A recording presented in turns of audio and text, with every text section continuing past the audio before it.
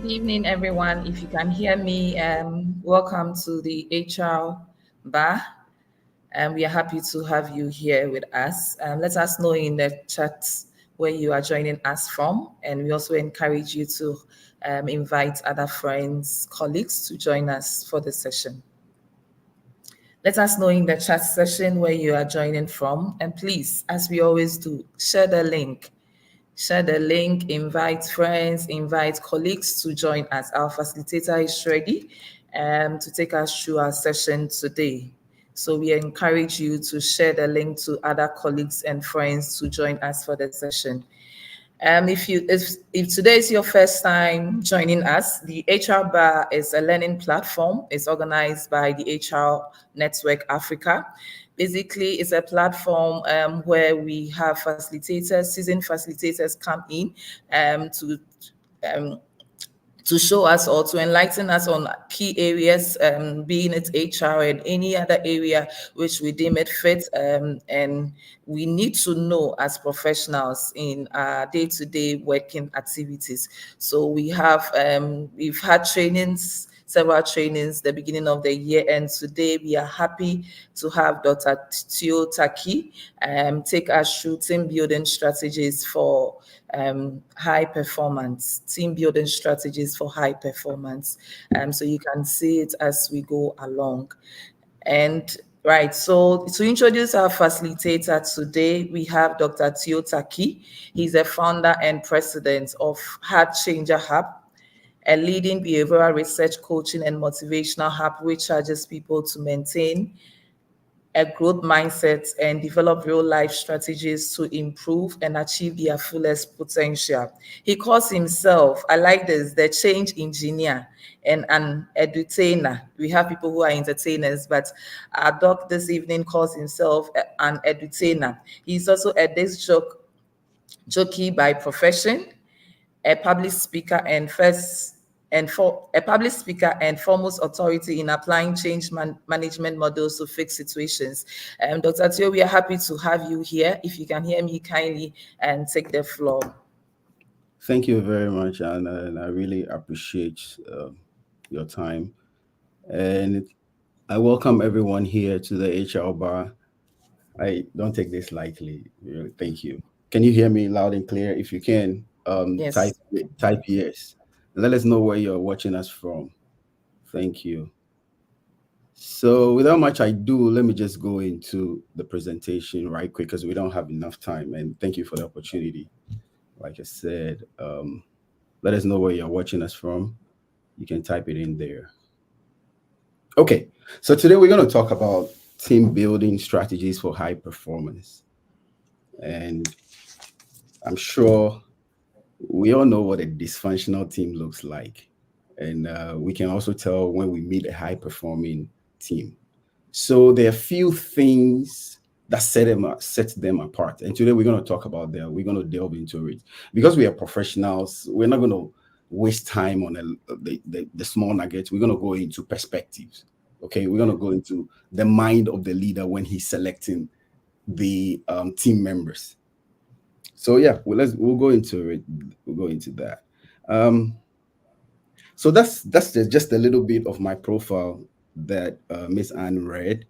I'm an ex-US Navy. I hold a doctorate degree in organizational development and change management. I'm a researcher. I'm an author. I'm an entrepreneur. I consider myself as a disc jockey and a master of ceremony. So I do entertainment, just like she said. All right. So team building. So if you're trying to build a team, there's several things you need to consider. But foremost is, what are you trying to achieve? What is the goal in putting people together to work or to give them a task? What is the real goal? I think the goal will help you determine which talent, skill set, or whoever you need to bring on board. So that based on the goal, then that will guide you to set up the parameters, the characteristics of the people that you need to select. And it's just like any HR, when you're trying to fill a vacancy, you come up with a job description, right? And so that sets the parameters for who will qualify to fill that position. That's exactly what what they're building the team, what the leader, whoever is building the team, that's exactly what he's looking for, he or she is looking for.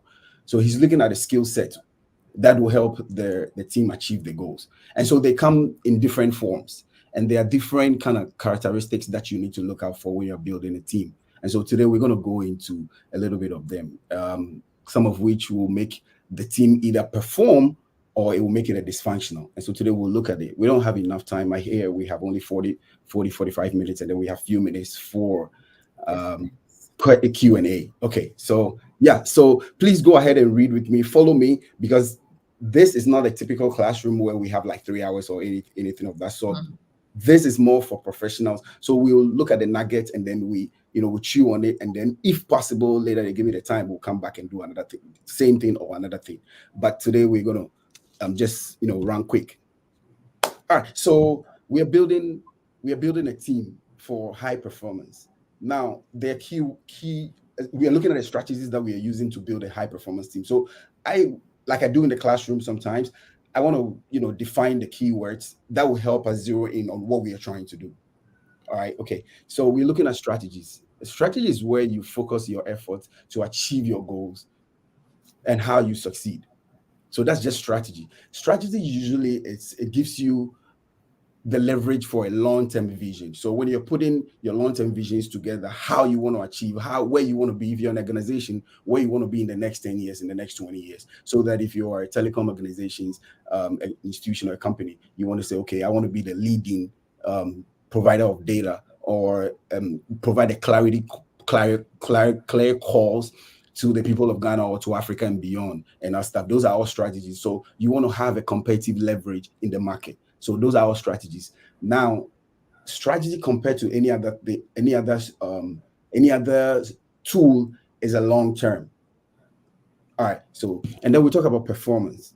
High performance a phrase in the keyword is high performance is a team of group or a group of individuals who strive for excellence and accept accountability for their workload and actions. And that was cited by Thomas. So he's an expert in leadership and then also training. Now, so understanding what strategy will help you do, and then high performance is a group of individuals who strive. So now let's fuse it in, let's coin it in. So you're putting a strategy, coming up with a long vision that will help a group of individuals to strive for excellence and also accept accountability. So this is my preamble thing. Look, this we are going to delve into one aspect, which is in the mind of the leader. It's a perspective, purely perspective. We are going to delve into the mind of the leader. Now, this is how I see it. Leadership is everything. Leadership is the cause, and every other thing is a reaction. So that when you see an Olympic team or a football club performing abysmally, place everything squarely in the hands of the leader. And I'll tell you why as we go in.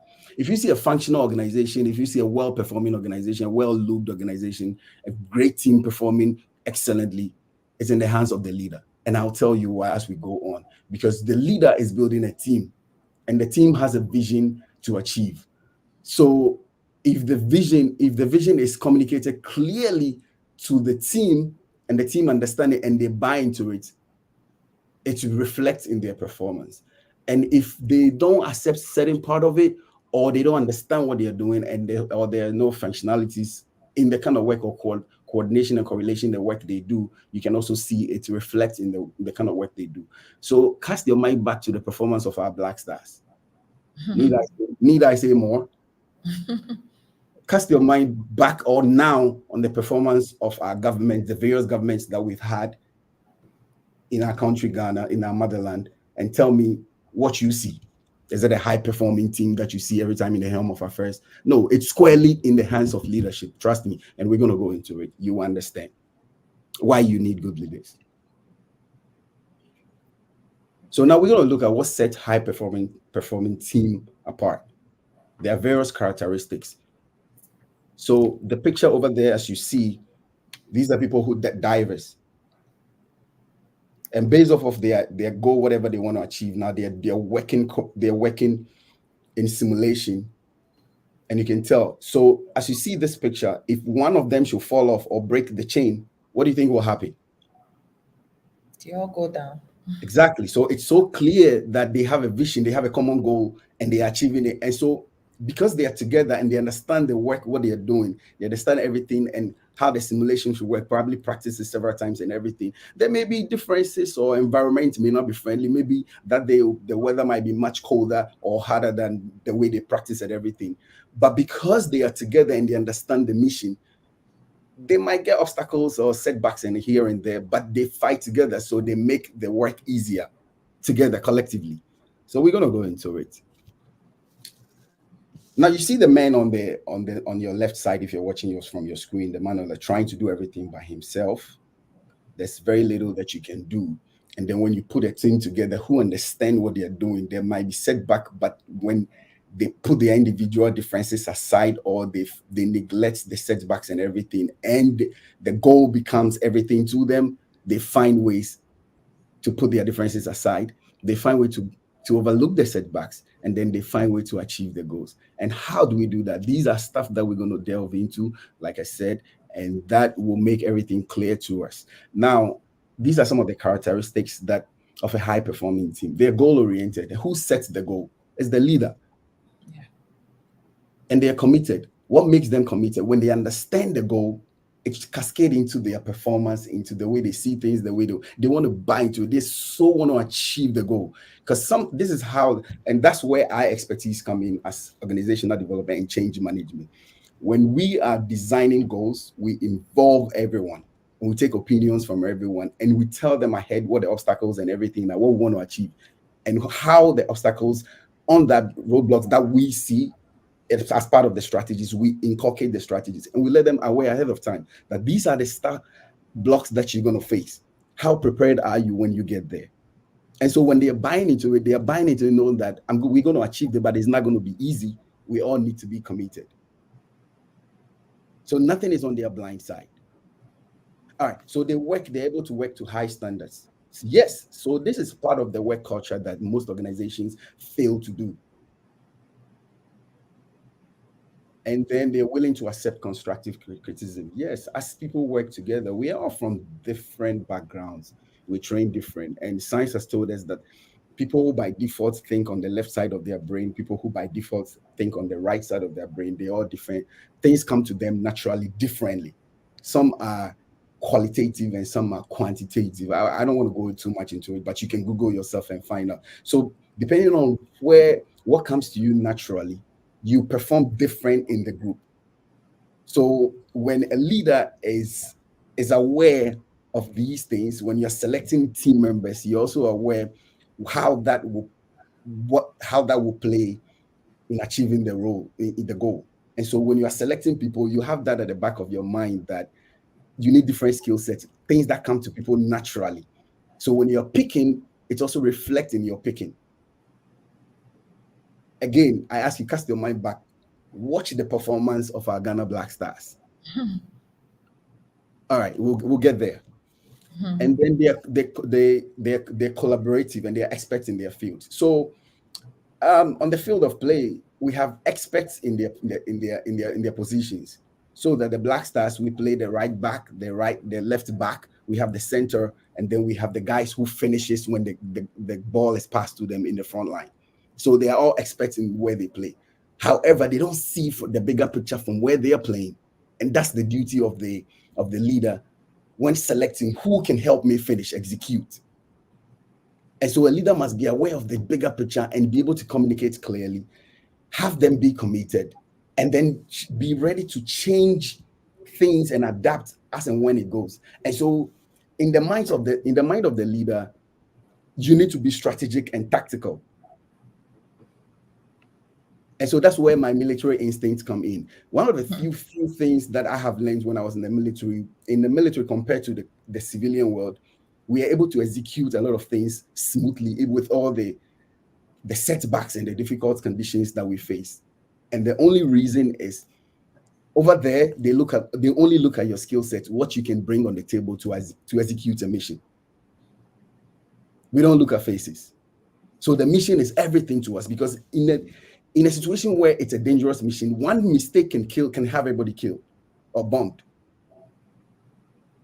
because you're going to go face an enemy. You don't know how well trained the enemy is, how well resourced the enemy is. And so we go thinking and knowing that they are more prepared than us. And so we have to be on the alert that one of two things is going to happen. Either we get killed or we survive and we come home. So when civilians and the civilian leaders think like that it's all in or nothing, it also reflects in the way they think. If the customer is truly the important person in the industry, and that we are focusing everything to make sure the customer is satisfied, it reflects in the way we do things, the way we handle the customer, so that the customer is not just a number, but it's somebody that we want to satisfy in order to achieve our objective. There's a difference. There are differences in the way that the team members also behave. And if they were just selected because, we need somebody to fill up the space, and so somebody must be there, and so we are working, but the customer is not really the center of our business dealings, the satisfaction of the customer, it's also reflecting the way you go to different organizations, and you can tell. You can also tell when you go to a department, the characteristics or the traits of the leader reflect in the members under him or her. So that, i.e., if the leader is all about the workers and their improvement and everything, it reflects in the way things are done in that department. Continuous improvement and everything. If it's not to, it reflects. They are there just to, let's come to work, let's do our work, and then let's get out and then get our pay. It also reflects. So let's go on. Continue to the live with StreamYard is on my thing, so I don't know. It's okay. If you can hear me, type yes. So this is just the leader. This is just the leader. We're going, like I said, we're trying to understand the perspective from the leader's eye.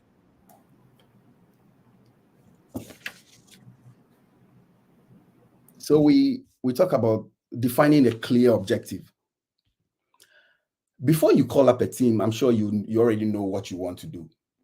We are going for Olympics, and I'm still going to use simple stuff like the Ghana Black Stars, because if I use the governance, it will be a whole lot of it's big. So let's use the Ghana Black Stars.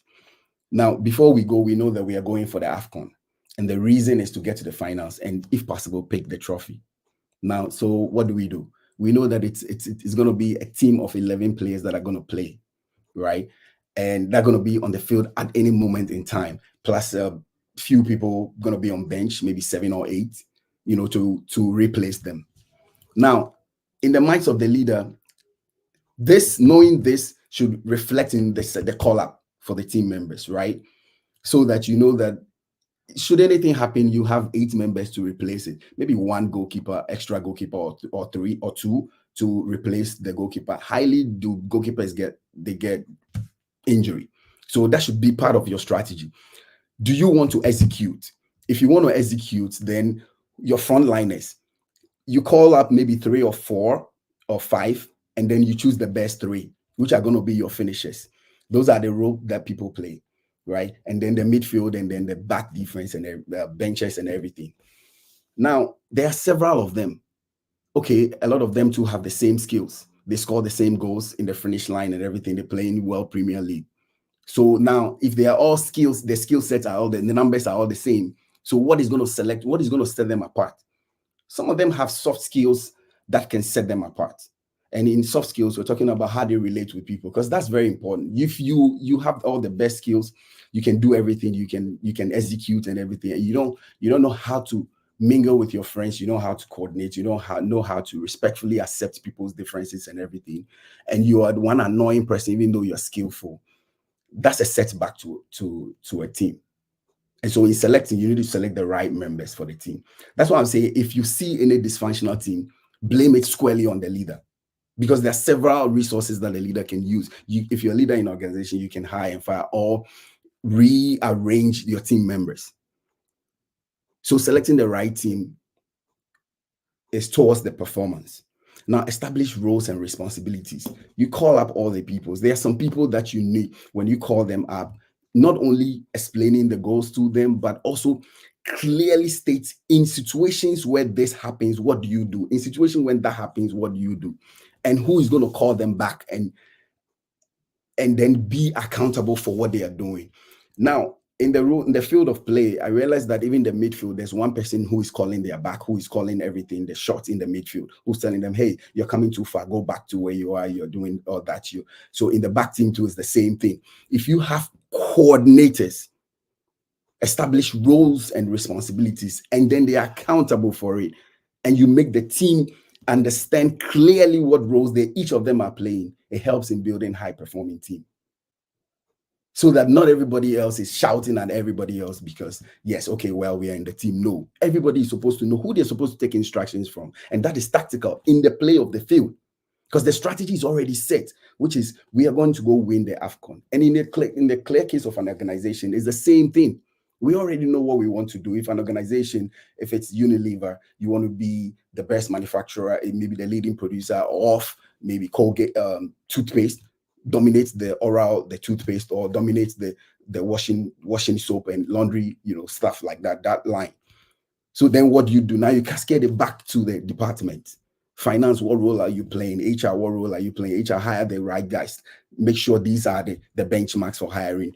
Finance, okay, what resources? Maybe we will need this amount of money within this number of months so that we can purchase our machines and everything and get ready for other marketing and stuff. Marketing department, what role are you doing? The promotions, advertisement and all that. So you need to establish clear roles. Now, foster an inclusive and trusting team. Look, if I feel like I'm doing all my best, but the other department are slowing me down, that also affects every team player. In organizations, there are situations where I've been in a team where we know we will do our part, but when it gets to the other side, we don't know because we have no control. So we just give it to them, and that ends it. It kills the team spirit. All right. And then we promote effective communication. Open a line of communication where you are not the only one they can talk to, from communication from their supervisors, from them. If they can bypass their supervisors and even come to you, sometimes even the better, because maybe they've observed something that they feel like you should know. So open a line. When I was back in the days when I finished university, I was working at Unilever. That was one thing that I observed very efficiently in Unilever, 204, 205, 206, thereabout. It's the line of communication. It's open door policy. You can walk to any leader, any manager's office, and then tell them what you think you can do to help the organization, and they'll gladly welcome it and give you reward for doing that. So that's effective communication. And I'll tell you, in the military too is the same thing, but you open line of communication. In the military is kind of different because then you have to respect protocols. And the only reason is when the leader the supervisor that you are dealing with knows what it is that is going on, he will also send it, or sometimes he goes with you to communicate directly to the commander, which is very effective. Now, provide leadership and support. So it's not enough to just put a team together. It's not enough to just select members and put them together. You provide leadership. In other words, keep supporting them, keep finding out what their problems are, what their challenges are, keep finding out what they can do out of the box to change what have they observed from the competition, what they can do different, what do you think if we add this, maybe extra hour, or if we stay 1 minute or 5 minutes extra, or if we come in early, or if we serve lunch, or if we serve breakfast, so that instead of thinking about what you eat when you're on your way, breakfast is ready, or coffee or something to wake you up, or we can give you extra coupon for fuel so you don't have to think about your budget and everything. What can we do extra?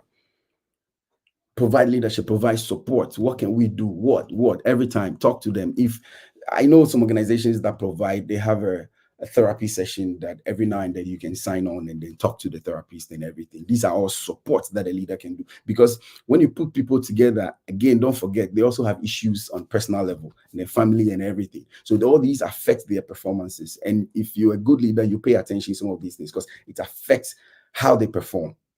I remember one time they said Azuma Nelson was going to go fight, and at the time he had just buried the wife, and so we saw it on the field of play when he was going to box, everything came up to you. You could tell that this is an emotional person, and it happens to everyone. Most of the players that you see, most of the organizations, most of the leaders, some of the mistakes they make. On some days, you wonder, like, are you okay?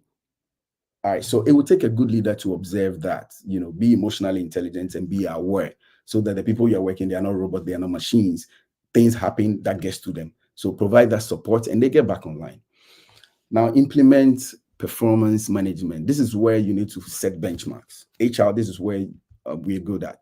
So that we look at the key performances and we see, okay, what are we doing daily to achieve this? And then we look at the performances, the key performance every day, and we look at it. In case of maybe Unilever, every day, have we sold, how many pieces of key soap have we sold and everything? So we look at it, okay, if we have not sold that key performance, what do we need to do? Hey, marketing department, come up with promotions or advertisements that will do this. It doesn't mean we have to be out there in our t-shirts, in everything, on floating and everything. That will help implement performance management. Encourage continuous learning. This is one thing that the military does better than any other places that I've been in the corporate world and everything. We are continuously learning because we understand that we can change the environment that we are in by doing simulation exercises and everything. And most organizations who also who understand that, for instance, Apple, they don't wait for change to come to them. They detect the pace. What do?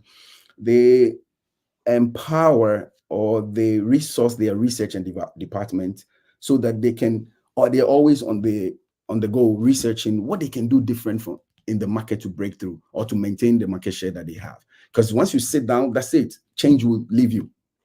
Everything else will be. And it happened to Nokia. One of the research when I was in school, one of the research I did was why Nokia did not adapt to change and they remained where they are. By the time they woke up, they stay woke, Samsung and Apple are far gone. And I'll tell you why. So they had their old team. They thought they were comfortable. They had the market. So once upon a time, everywhere you go, you had an Nokia. You didn't really need to carry your charger around because definitely everybody everywhere was using Nokia. So you can get a charger everywhere. Now, what happened was they were so comfortable, they thought they had the market share. Apple, on the other hand, was doing a research and realized that, okay, people with arthritis were not comfortable using the keypad because you had to click on it. And so Apple decided, okay, if I'm coming up with a phone, then I'll inculcate what my research says, which is cut across people who have arthritis or the aged who Alzheimer's, so they are shaking and everything, and so they can be able to touch a screen and touch the number or dial it. So they added that, and guess what? They're gone. And it's all from leadership. They put the right people together and they got high performance. So it's nothing magic. High performing team doesn't just happen. And that's what you need. We all need to. Once we establish that, it doesn't just happen. That's what I'm saying. I'm telling you that in the field of play, in the scheme of things, leadership is the cause, and everything else is reaction. Everything else will react to what the leadership pushes. Everything else. And so if you see a good performing team, okay, so how does this trickle down to the smaller team? We'll come there. Steve Jobs was a marketing genius and he created a culture of, I'm just reading what the comments are saying. Yes, so everything else, if you understand that, if you go to an organization that is well performing, look at the leader and the people he surrounds himself with, the teams, the people he puts in charge of the departments, the teams, how he slowly and carefully sets out the organizational culture, a culture that accepts everything high standard and nothing but the good standard. So that anything that we know Apple launches, it's something when you pay, it's a top notch. It doesn't just happen. It happens because the leader who is putting the team understands the goals, what he wants, how he wants them to perform. And so he carefully chooses who is going to be part of the small team. Because one, you need to understand when you are selecting your team, these are people who are going to execute. And so they're coming there as a human with two faces, two emotions, everything. They have the formal emotions and then the informal emotions, each of which can play a role in the department or in whatever you're trying to achieve. And it affects the other team members.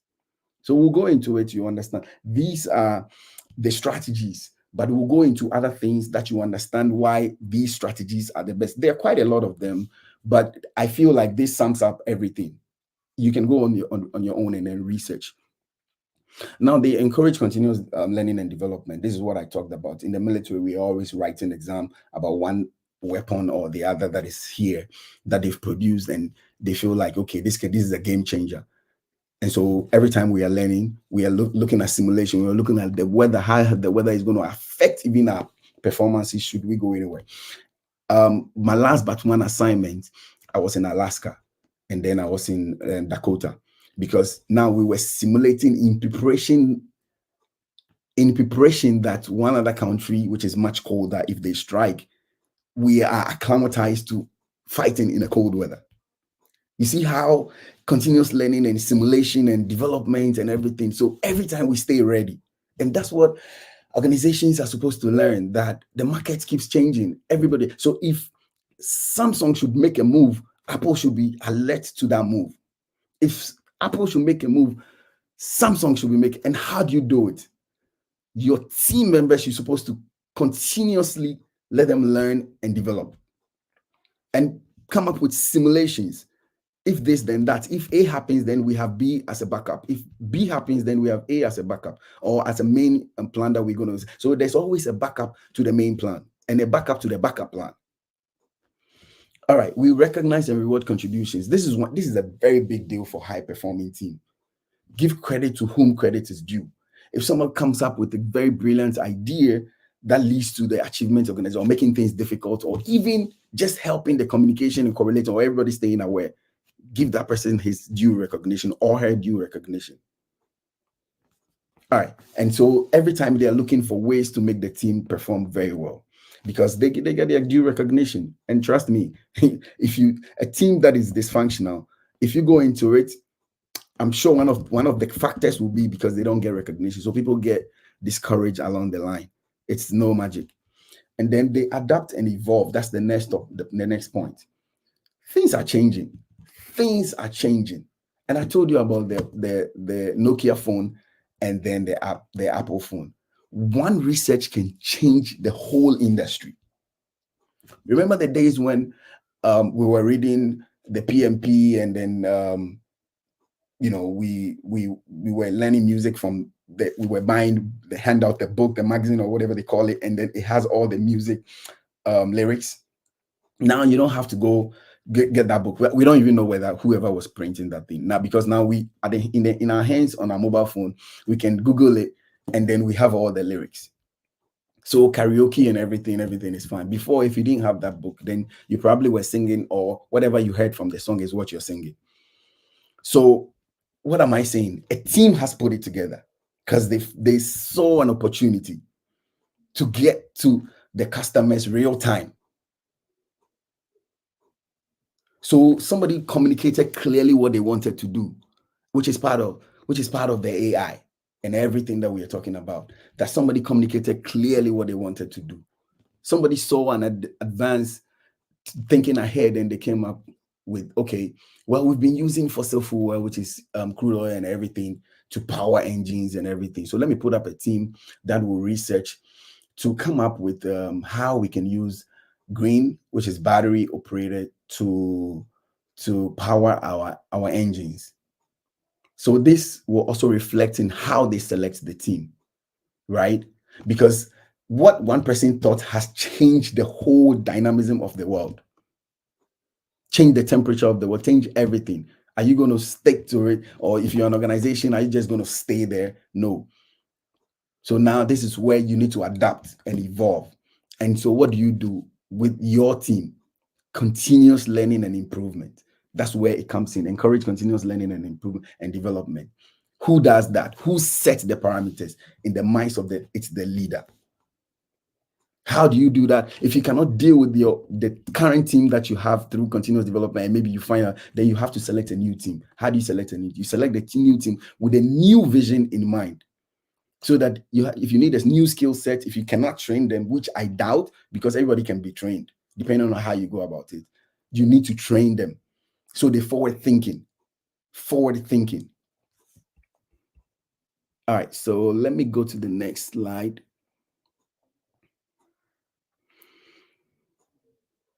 So these strategies that I'm talking about, if you're a leader, in the minds of the leader, they have been broken down into categories. Now, when you are, this is categories because when you are selecting your team, I'm looking at a team that perform very high. In the minds of the leader, these selecting a team, you need to categorize the members. So that I use the football, for example, I can use an organization, but football makes, we are looking at perspective. Those who will perform the action roles, those who will bring the people skills, and then the intellectual roles. Let's go into it one by one. The action roles consist of members who are implementers. Individuals excel at translating the team's idea into manageable tasks and priorities. And so, again, let me go back into my military experience. When we have a mission to go, we are broken down into teams in our unit. And the teams, we have those, if we want to sail where we want to go, we're going to cross water, we're going to fly, we're going to walk at some point, and at some point, we're going to parachute. We've broken all the stuff down. We have guys who, within the team, if they are selecting, the commander knows that I need to select guys who will implement. In other words, they will translate the ideas into, so those who will implement, they are guys who can read the compass. They are guys who can read the weather.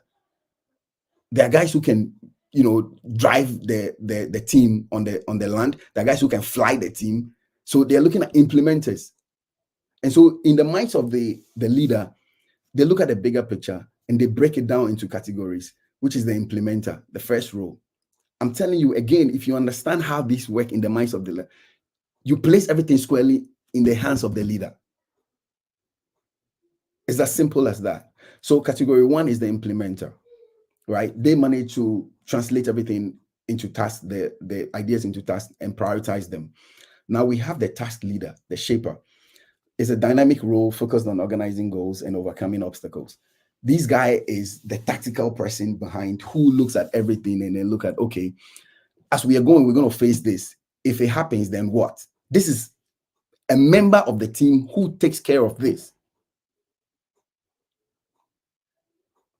So the leader must select these people knowing that this is what I want to execute. I need implementers, I need shapers, I need task leaders. And then the next point is I need complete finishers. This role is characterized by meticulous attention to details and the ability to meet deadlines. So there are people that you can start with, but you cannot finish with them because, yes, they look at the default. By default, it comes to them naturally to look at the bigger picture, and they can motivate, they can implement. But there are people who must come behind the implementers and look at, okay, this is checked, that is checked, this is checked. So more like in the organization, in the corporate world, is quality assurance. So that is checked, that is checked, that is checked. Okay, we are done. So goals achieved. So these are what you need to put in your mind as a leader when you are selecting your team to perform high. These are strategies. And so, again, if you, a team, the weakest, what do we say in the military? You are as good as your weakest link. So that if there's a weak link to your team, that's where the enemy is going to use to get to you. And so it's the same thing with an organization. If you high base off of, I know this person, I think he or she needs a job, but yeah, maybe if the person is trainable and can adapt quickly and everything, then that's fine. But in a situation where you just did it because you have to do it, and the person doesn't fall in any of these categories, then you're not putting up a high, performing team. And a high performing team should have these people, the implementers, the task leaders, and then the finishers. All right, let's move on. If you have any question, you can push it there. When we get to the Q&A, we will all, but this is supposed to be engaging, all right? But maybe the medium we're using, you can only type. Thank you. And then the people skill. Again, we categorize them, remember. The action, the guys who do the action implement, the action guys, the guys with the people skills, and then the guys who are going to just be the intellectuals. Now, the people skills, They are the ones who coordinate. They're coordinators of the skill, facilitating decision making and encouraging collaboration. See, you know that they are guys who they can just talk to the team, and everybody else will bring their work together and be like, okay, you, where have you gotten to with your work? You, that. In the advanced world, we call them scrum masters. They hold meetings and they give us the bigger picture, the dashboard, where are we? Okay, we are here, we are there. This morning, what are you doing? This week, what are we achieving? And everything. You need these guys on your team too. So in the morning, in the football team, you need these guys to look at, okay, the guys who will be serving the food, the guys who will be handling the jerseys, the team, the gear department, the guy who will be transporting the team, and the one who is in charge of protocols, who will get the team the visas, and also the where they're going to sleep and everything, the teams that they're going to liaise with. So you need that coordinator. Without that, it's going to be a dysfunctional team. So everything we are looking in a high performing team, we are looking at it from the mind of the leader.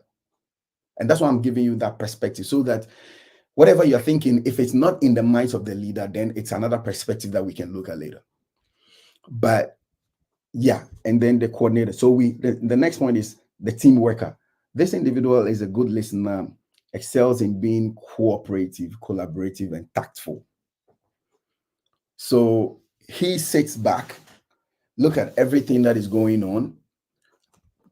These collaborations that we've done, they are set back in what we are. So in other words, if the breakfast is coming, it's supposed to come at 6:45 or 6:50, latest by 6:50. If it doesn't happen by 6:50, it affects the time that we have to travel to the station, the digestion time, the performing, how they have to eat at a certain time, so they have enough time to drink water, rest, and then get to the field.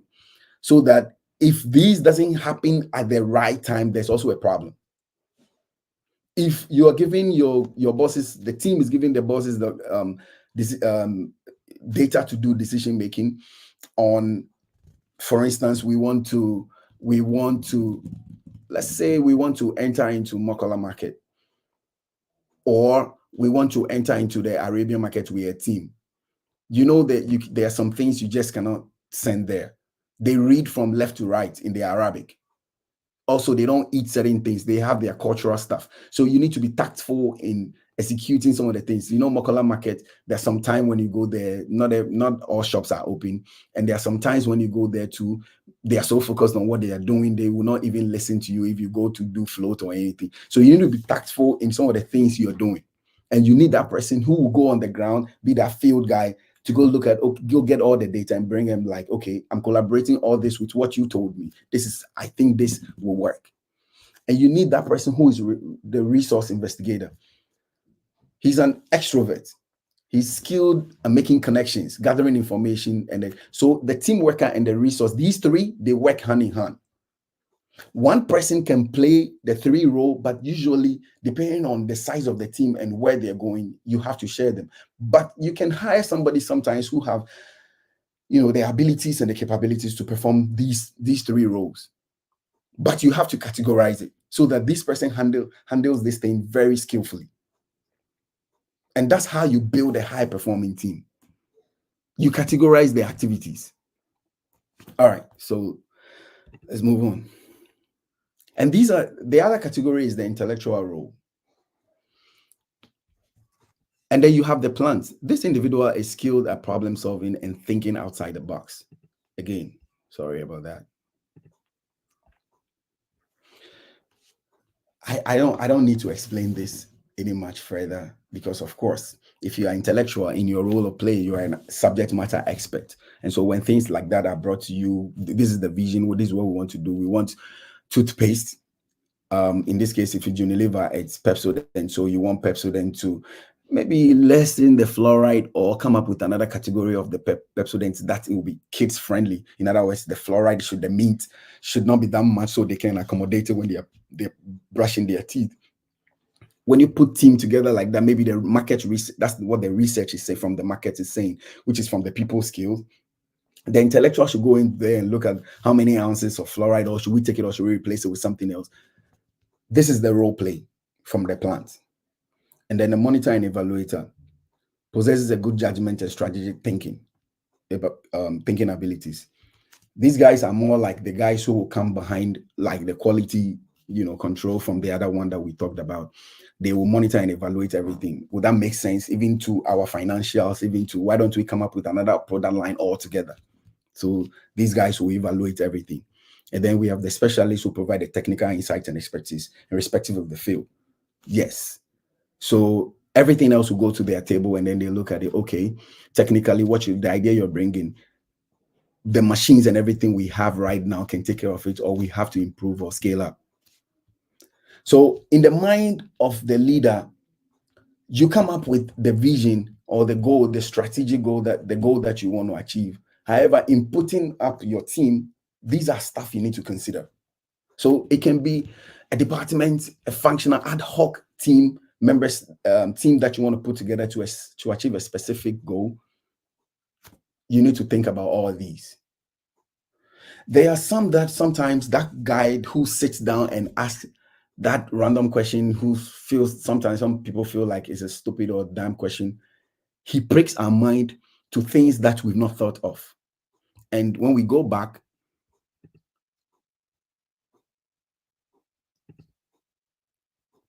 these are the guys that I put them under the shaper. They will ask you a question that you've not thought of that will become a stumbling block. They will listen to everything quietly and then they ask.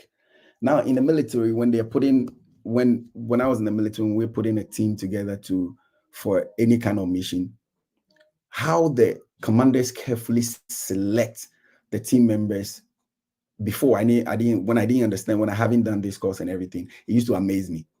So they will put, depending on the mission, like again, like I said, we are going on a mission, we're going to a different country or somewhere else, and we will look at somebody who will look at the weather. We know in between we'll drive, we'll fly, we will be on a boat for a while and everything. So if a team of 20 members, we are looking at people who do the logistics, people who do the healthcare, people who at some point will bring the map reading and everything, tactical people who are more conscious on safety and everything. So it makes sense when we put a team together and we're not scared, because everybody else understands the mission and we know who we are going with. And so we know that the guy who's supposed to be in charge of logistics will make sure everything that we need is checked. The guy who's in charge of healthcare, everything related to maybe antibiotics and all that is all packed and everything, and he knows how to apply them.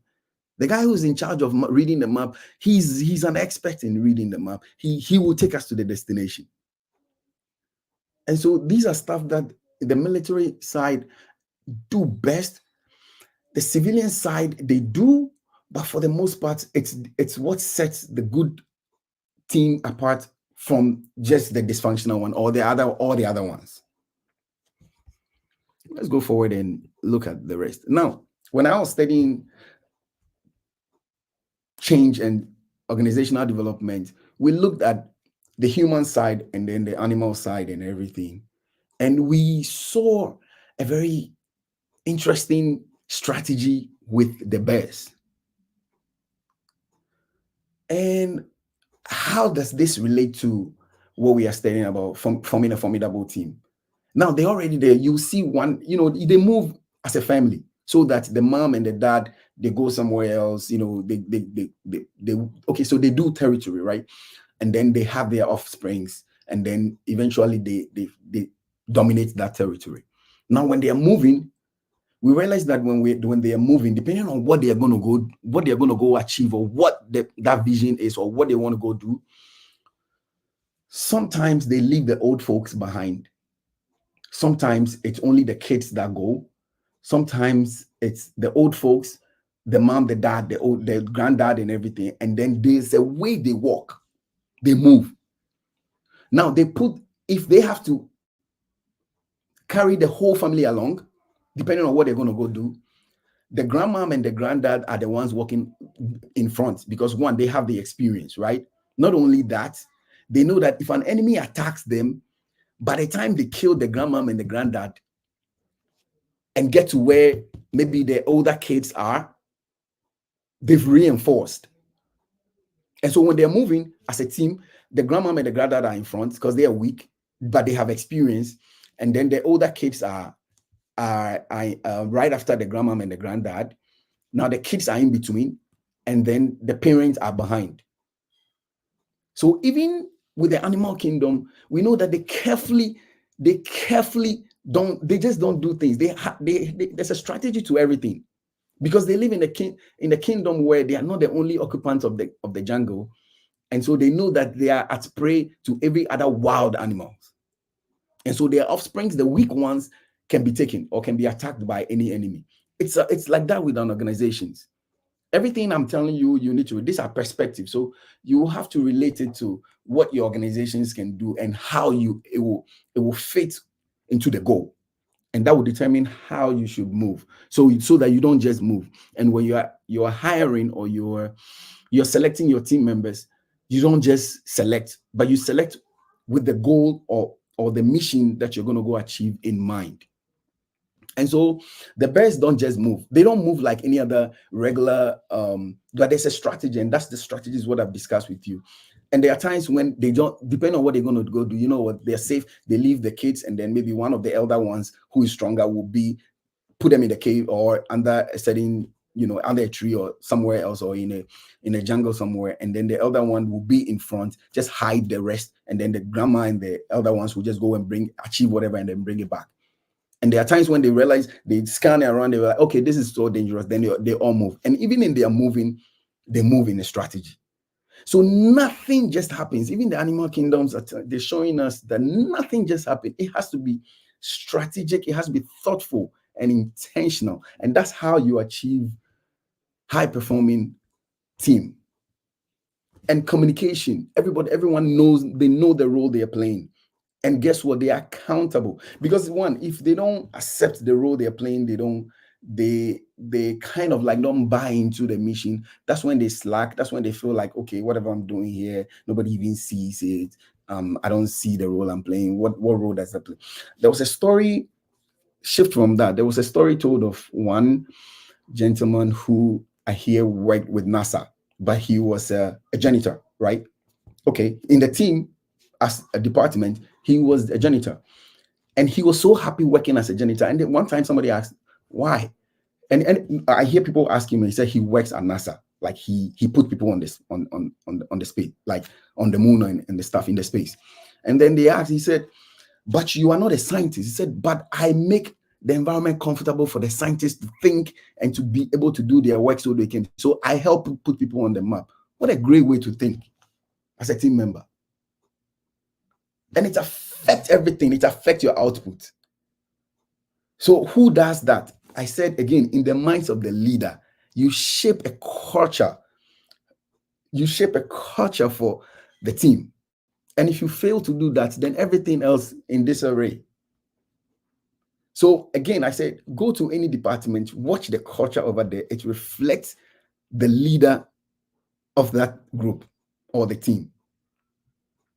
If they're always tensed, watch the leader. He or she is probably always tense, looking out for ways how can we achieve our target. There's nothing strategy to anything. Yes, we are all working in an environment which is changing at every time, but cool, calm, head people know that they've selected the right team. We'll always sit down, deliberate and everything. We'll provide high performing. If we don't know, we'll learn. And so it's a great working environment. And then if you go where every time everything has to be kind of like a rush and we are in a hurry to meet deadline and everything, that means it's a team that doesn't prepare.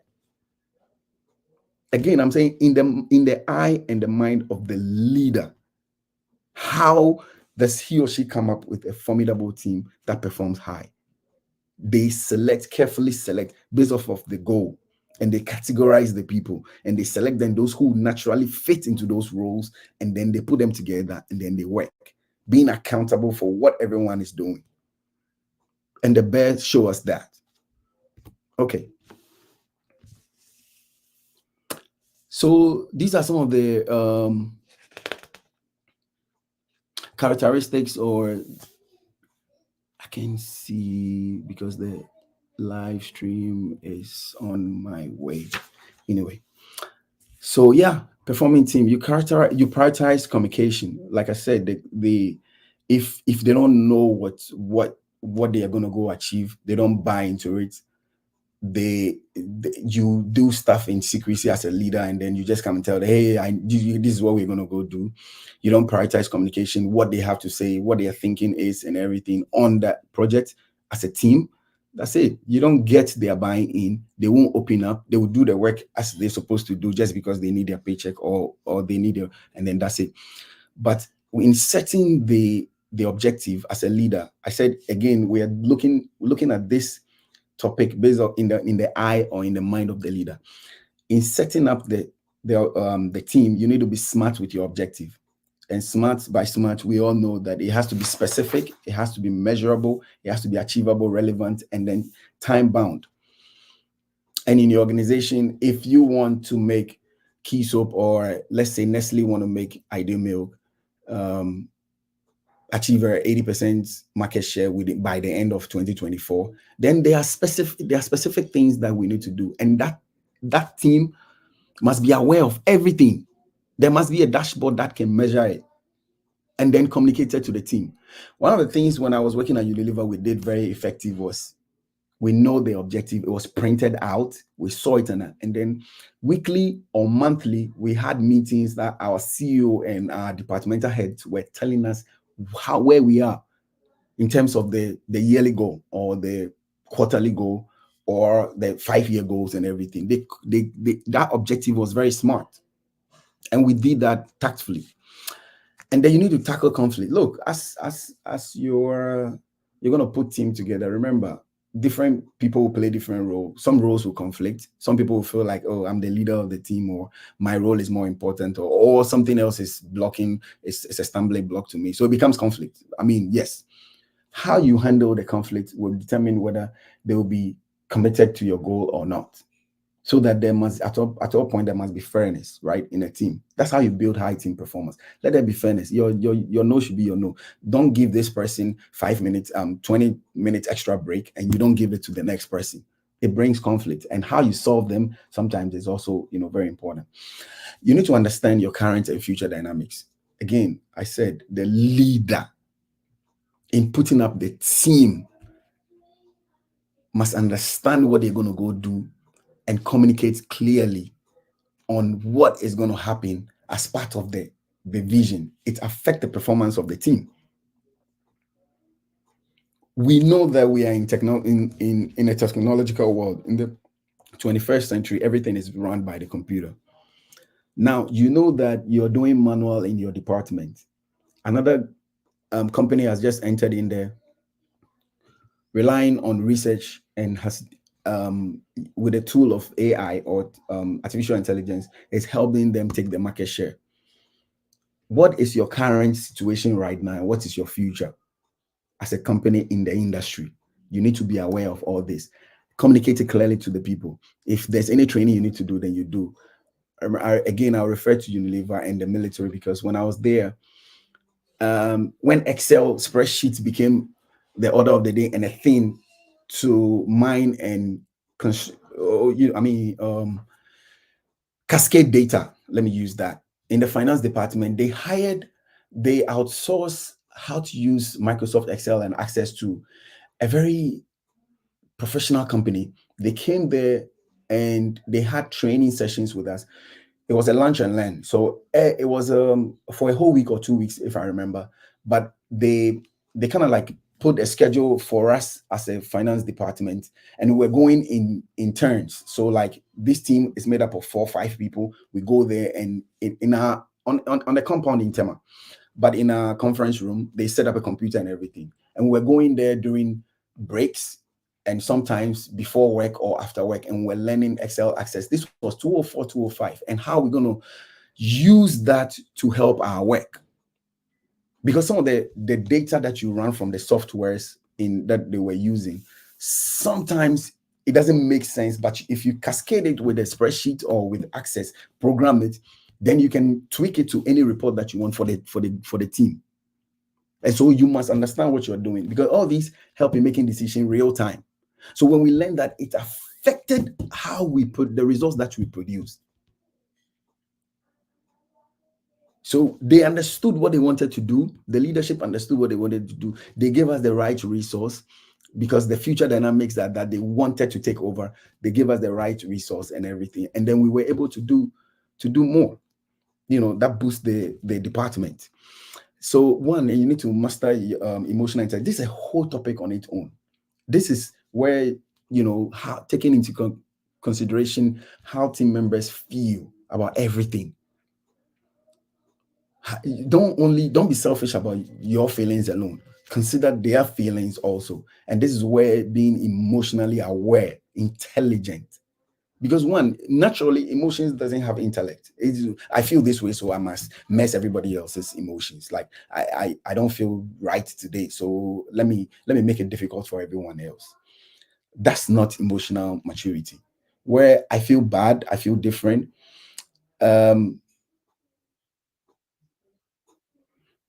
Okay. Well, I feel bad. But you know what? Let me handle it in a way that it will not affect the output of the team.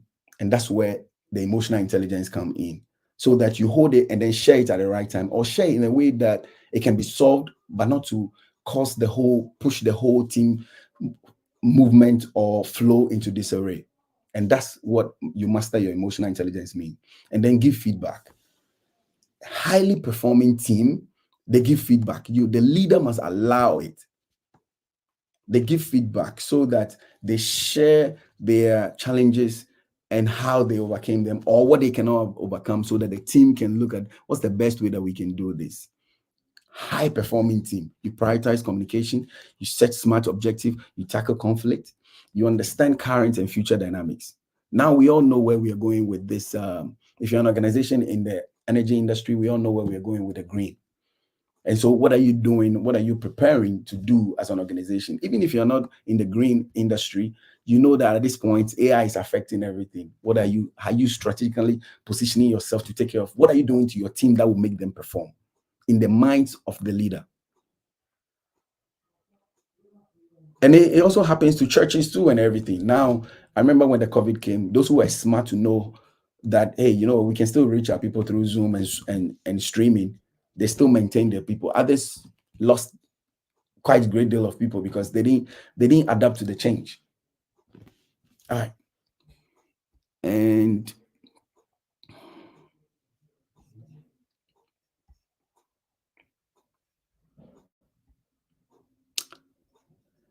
so these are the things you need to consider when the benefits of building a high performing team. So it improves productivity and efficiency.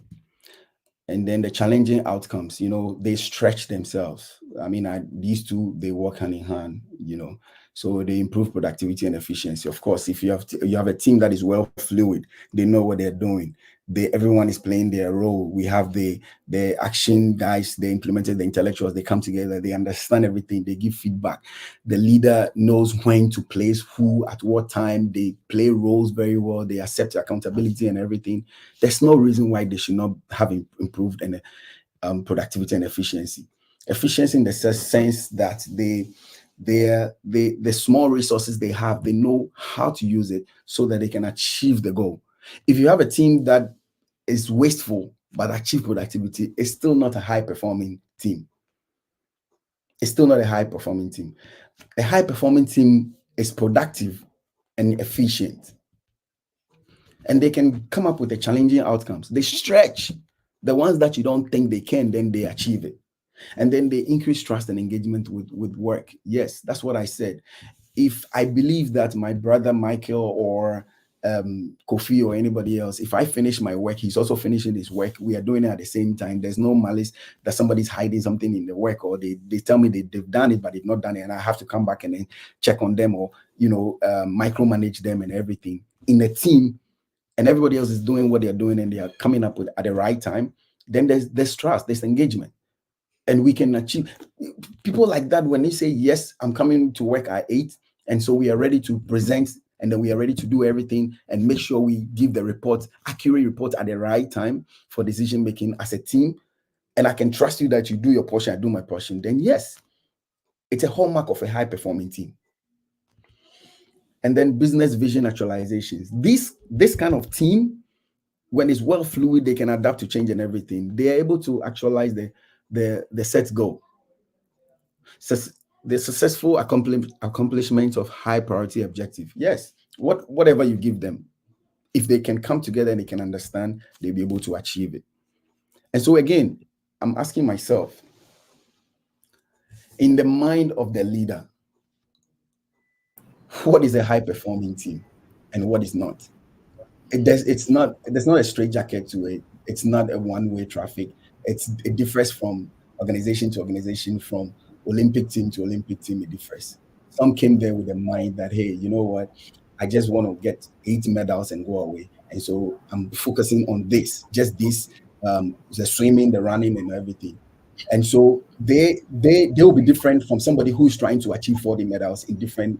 So the goal will determine what you need to do in bringing up the team. And in bringing up the team, remember, we categorize them: the action, the people, the ones with the people skill, and the intellectuals. Now, when you put them together, it doesn't mean you're done. And so you need to continuously and constantly, as a leader, provide your support, because the environment they're going to work in changes. And so you have to be intentional, putting them together, giving them training and develop improvement, talking to them, let them give you feedback. You also give them feedback, provide a workable environment for them, allow them to be human, but helping them be emotionally intelligent, put them together as a team, and they can achieve anything in the minds of the leader. That's what I've presented to you. So in summary, be transparent about your efforts and get the whole team on your side, making a collective commitment to individuals and team improvement. Once they know that, you know what, we are all in this together. That's what we do. Mission is everything in the military. The accomplishment of the mission is everything in the military. You you cannot be selfish in there. You get everybody killed. And so your role as a safety guy, your role as a logistic guy, your role as the nutritionist guy, everybody else's role is important. So we bring it together and we have a formidable team. And so we also have to work knowing that each one is a leader in the team. Based off of what you do, you are leading your side, I'm leading my side. But they will get to a point where they will reshuffle and be like, okay, you are the overall leader. But everything else should be training that there's a succession plan. And that's a highly effective performing team. So that at any point in time, even though you're performing your side, you're also getting training on the other side, which is your left and your right. You are aware at any point that you can be called. And that's a performing team forever. So in summary, that's what no team performs by accident. They are carefully selected. They are given the goals. They talk about it. They adopt the goal as their own. The role is distributed to them. Everybody plays their role. They bring it together and successfully they're able to achieve.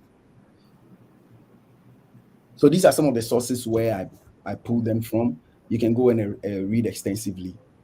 And we are in a Q&A session. But if it's not time yet, maybe we can summarize some others. Oh, thank you so much, Dr. Tiyotaki, for that comprehensive and insightful session. I believe our listeners we were able to write down or jot down some notes during the session. And please, if you have any question, kindly put it in the chat box and we'll take it. Dr. Saki, I think there was a question on how does this trickle down to smaller teams. I think we have just 15 minutes to wrap up. We've gone beyond our time. So in the next 15 minutes, we'll take some questions, then we can wrap up. So, but there's a question here on how does this trickle down to smaller teams? Okay, so smaller teams, they behave just like the bigger teams. Only with the bigger teams, what it is the roles like that I mentioned, they kind of like they have different people playing those roles, right? But with a smaller team, you have maybe one person playing several of the roles in there. And so it's the same thing. When you're hiring as an HR, you need to be aware of, okay, this guy is very skillful, but does he have the people skills of what we want to do at the moment? You don't just hire, because there are quite a lot of people over there. Unlike, remember, again, I'll use the soccer team, Black Stars. Remember back in the days, cast your mind back, when ACN was playing a utility role. He could go forward, he could come back, he could stay in the middle. See how fluid that team was. In the lives of Kevin Prince Boateng, he will go forward and still run back and come and defend. Dede Ayew will run forward and still come back and come and defend. They understand that the team manager who understands these guys and the role they can play. It doesn't matter even if they are three. You can put these three together to still achieve a very high efficient and effective goal. So again, I said the team doesn't just happen. I put everything squarely as a leader, which is the cause, and then reaction. Everything else is. So if I want to build the team as we have right now, Black Stars, I ask myself, okay, are these all the resources we have? So why are we performing this way? Do they understand the assignment? So now you understand why teams are performing and other teams, they have all the resources here, they are not performing. So yeah, you can still do everything with a small team. And then let's see. Steve Jobs was a marketing genius and he created a culture around Apple. That's true. He knew what he wanted. He wanted to penetrate. And I told you, they did a research and they found out what Nokia was not doing right. Nokia had the phone with the pad. Those days, it had a phone with the pad. They decided, you know what? Let's do the one we can just, anybody with arthritis can just, even if they are shaking, they can just touch and then that's it. And that was a game changer. And they left Nokia behind years. Yeah. And just putting the team together to research. And so they had a clear goal what they wanted to do. They communicated well. They looked at the industry. They like, this is a cutting edge. So like I said, today, there are several parts to this coming up with a highly performing team. But today, I just looked at, in the eyes of the leader, how do I put a high performing team? How do I put the benchmark? How do I measure them? How do I evaluate them? Who do I pick to do what? So in the field of play, it's a perfect example. I said, if our team is not performing, blame the coach, blame the leader. Simple. There's a lot on the leader there. If your country is not performing as a team, it starts with the leader. If they know what they are doing, it's easier to select the right people to perform. And the military has shown us that they execute very nicely and tactfully. Why? Because one, you're being tactful. When you say somebody is tactful, is in the course of the work, things will come that will change and kind of like try to distort what you're doing. Tactful is in the process, what decision or what do you do to change the course and still be on course? To adopt to change and still be on course. That is tactful. Strategy is before you set off, you've already decided what you want to do ahead. And so a leader must adopt both strategy and tactfulness for the team to be highly performing. And so you're playing the team, the Black Star is playing. We can all see clearly players that are not performing their role. Who is supposed to change them? The player will come and say, change me. The leader. So the coach. Exactly. A highly performing team has the one behind who is looking at everything. And I'm telling you, the highly performing team doesn't just happen. It happened because there's a leader who is putting the strings together. They hire the right people, they talk to them, they open feedback, and then one thing with the feedback, if you don't know how to communicate it or you don't know how to handle it, it can demoralize them or it can make them effective. Yeah.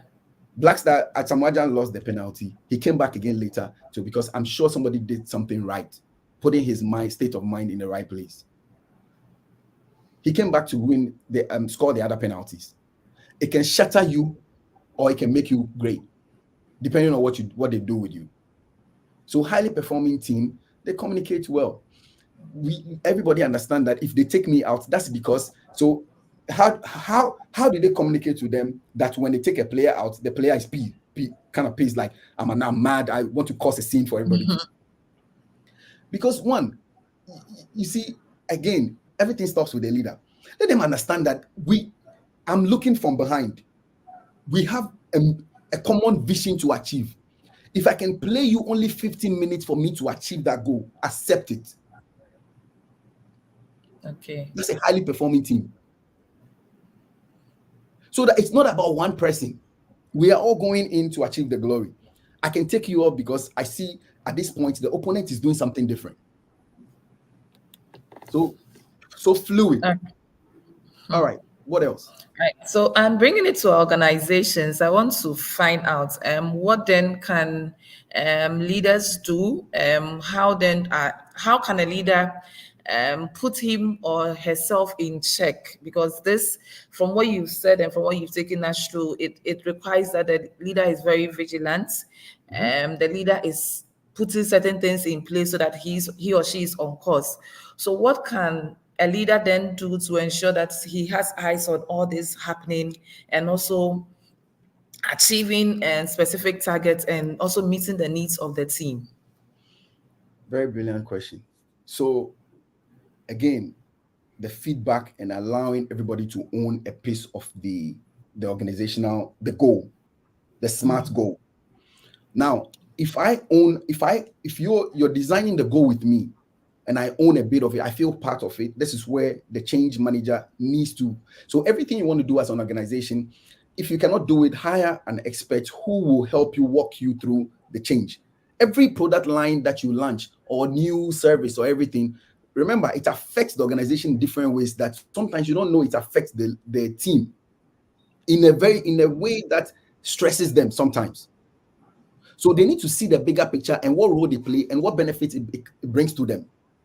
Now, in the case of organization, how the leader stay in check is for him, if the goals are written and we have benchmarks for everyone to see and it's transparent and you're open for feedback, it's a check on itself. Again, I stated that when I was working, I finished university, my bachelor's, and I was like 204, 205 when I was working with Unilever. Everything was written out. And there's a board where they had everything written out, what we've achieved for the quarter, what we've achieved and then the main goal. So as a leader, it's also a check for you. It's a check for us. It's a check for everybody. And they do it department by department. And so every team member knows that we are achieving or we are not. It's no magic. And so the leader, if the team is not performing, I said put it squarely on the leader. No, if we get to understand this thing that the leader is building the team and for highly performing team, and we cannot get results, trust me, if you don't put it on the team, I don't blame players on the field. I don't blame players on the field. I don't blame team members. I blame squarely the leader. If you're a leader and you don't have authority to hire and fire, that's a different game. And maybe you should look out for that. But if you are given the chance to select your team or you can play around with your team, then you need to be vigilant to put a team that is highly effective. How do you do that? Know what roles come to people naturally. I'm a people's person. I can stay in any. I can read the environment. I can read temperature. And I know what to say at what time to ease the tension and everything. I can do that. I can have individual one-on-one with everybody. I know my type that when I go somewhere, I volunteer to do a lot of work. So when I'm not there, people know. They notice that I'm not there. So some things come freely to some people. Some people also prefer to stay in the background, but provide technical support. And they are very valuable. So as a team member, that's one thing Cynthia also did very well. She will stay back, contact the right people when she wants something done. She's like, oh, no, I know you are good at this, so I'm putting you in a team and everything. That's a hallmark of a highly effective leader, putting up an effective team. To come up with an effective, so she will communicate clearly what she wants to achieve to all the team members, putting them together based off of what she knows they can perform better. And if you don't, she will take you out and probably put something else. But this is a team that will achieve because we know the goal. We adopt the goal. We have it in us. We know that, okay, you're playing your part, I'm playing my part, I'm playing my part. The environment might change. But if we stay consistent and we are learning and everything, there's no reason why we should not perform. Yeah. Things change. People's emotions and everything change. But if you're a leader, you know how to handle it well. Trust me, team, if you communicate and you're transparent, I don't know how to put it. Even in the military, back in the days, obey before complain, they've changed. He said, what role does organizational culture play in building a high-performing team? Look, culture is what binds the people together. It's what sets the standard. It's what we do. And so if I want to have change, people accept change in organization, I'll put it in the culture. So that everything we do, even our learning, lunch and learn, our communication and everything, we accept that we are changing. We are an organization that changes every time. And we accept nothing less as a standard in our culture. And take, for instance, like I said, Nokia. They remain behind because as part of their culture, they resisted change. They didn't accept change. Maybe it came to them too late, or they failed, or somebody failed to communicate too early, or someone, because I heard apparently somebody suggested to them that they can add softwares to their system which will bring navigation. Remember, before the Nokia, we didn't have the navigation, the GPS and everything on it. We could only do text or watch and everything. Somebody suggested that we should put navigation and everything. That was in the early days when things were changing. They felt that for them to invest in that research, to add it as a feature on their system, it will cost them too much. Guess what? It has costed them more now. Yeah. Does that make sense where we're going? So I'm saying the team will only perform if the leader wants the team to perform. And that's where you create the environment for them. Again, I'm using Cynthia as our HR, the lead right now. He's creating the environment for us. How you take it is how you want to improve on yourself. Because right now he's made the training available to us. Do we force people to come learn? No. Right? So it's also affect on the little nuggets that you pick. My commander told me when we were in the military, if you really want to learn, there are pieces to pick every day. In the communication with you, in the books I see sometimes billboard, you learn one thing that changes your perspective. Yeah, so culture is everything. Infuse it into the culture. Let them understand. There's several ways to do that. These are another topic altogether. How you can make high standard your culture. When I was working at Unilever, they accepted nothing less. Everything was transparent. We know that once you get there, these are a team of high experts that they brought together into the department. And so when you go there as an entry level, you cannot do anything less than what they are doing. And so it becomes part of the culture that, look, I must, whatever they are teaching me, I must learn it well. Because when I go there, it will be scrutinized. And for me to be accepted, then I must play to the culture. Mr. Ann, does that make sense? Hello?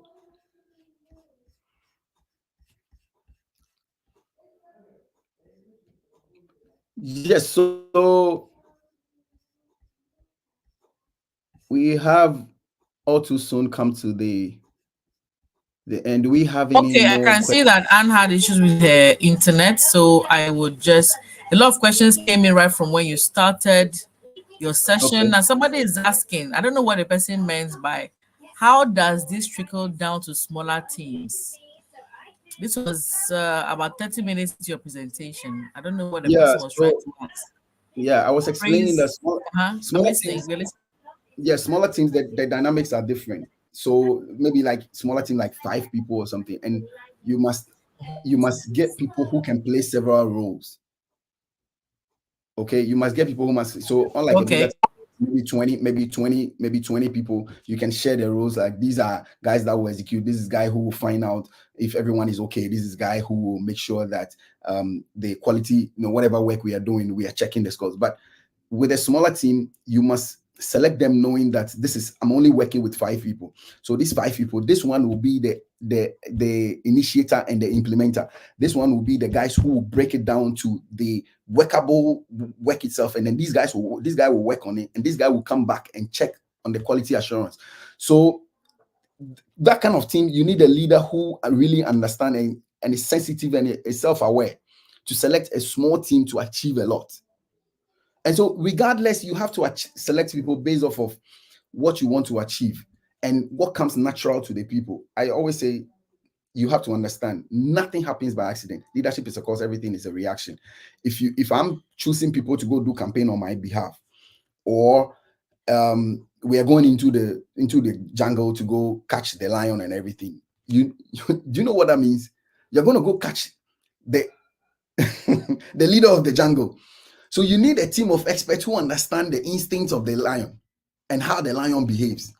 And so if even if it's 5 people, you know that the one that has a sharp sense of smell, sharp sense of hearing, sharp sense of taste and everything, so that you put them together, then you have all the five senses, and you know that you can die.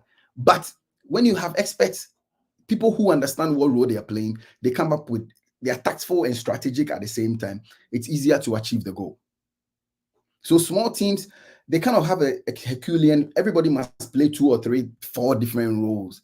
But you must choose people who those roles come to them naturally to achieve the best.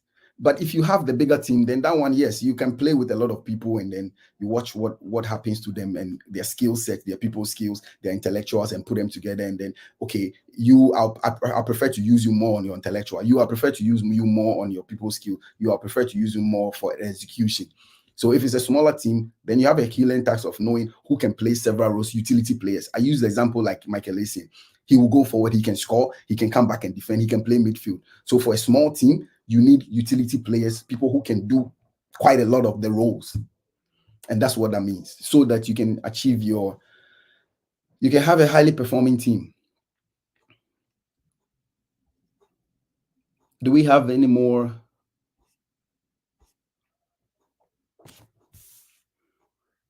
Okay, so I think somebody said that the title you are discussing is "Do This to Nurture." Why the person said that? But anyway, I'm not sure. We have another question. Anne, are you in now? Is your internet working? Okay. Thank you, Emma. I think I have a last question. I want to find out from Dr. Tio Taki. In our working environments now, we have various generations in the millennials, the Gen Zs, the Generation X, and all the others. Yeah, How do alpha we, generation. yes, how do we take advantage of all these generations in building high performance or a team that performs on a team that performs? How do we fall on all these generations in our work environment to build a solid team for performance?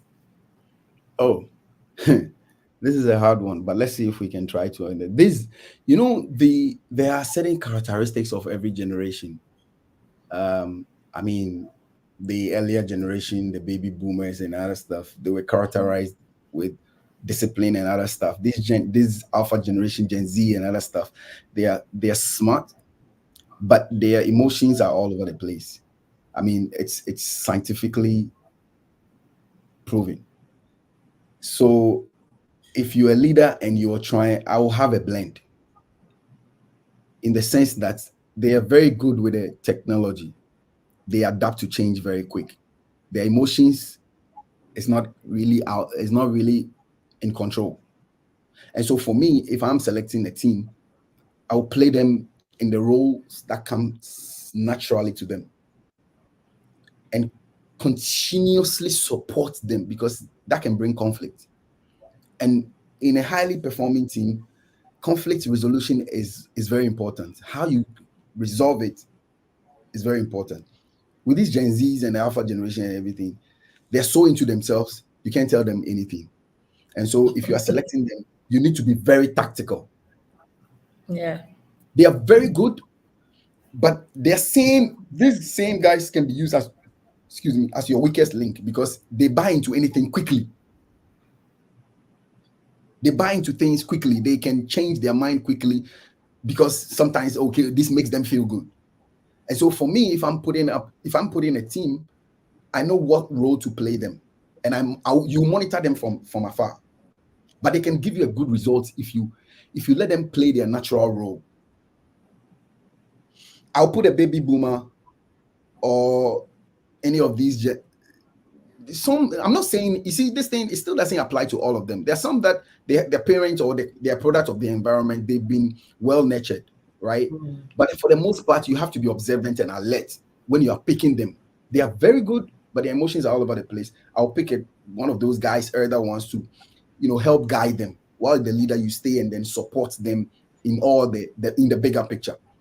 And so that's my answer to it. Does that make sense? Do you also Yes. do you Yes, also it think? does. I think yes, it does.